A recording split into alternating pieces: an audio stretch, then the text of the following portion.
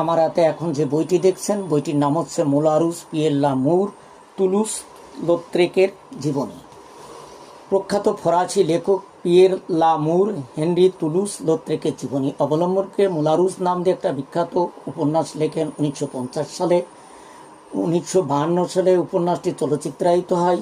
একদিকে লোত্রেকের স্বাভাবিক জীবনের প্রতিবন্ধকতা, একের পর এক প্রেমের প্রত্যাখ্যান, মানসিক বিপর্যয়, আবার শিল্পীর হিসেবে ক্রমশই প্রতিষ্ঠা লোত্রেককে করে তোলে এক ট্র্যাজেডি নায়ক। এ শুধু এক শিল্পীর জীবনই নয়, এখানে ধরা আছে ঊনবিংশ শতাব্দীর শেষ দশকের প্যারিস শহর, সমাজ জীবন, শিল্পীদের যাপন, মোলারুজের গড়ে ওঠা সেই সময়ের ফরাসি অভিজাত বংশের প্রতিচ্ছবিত।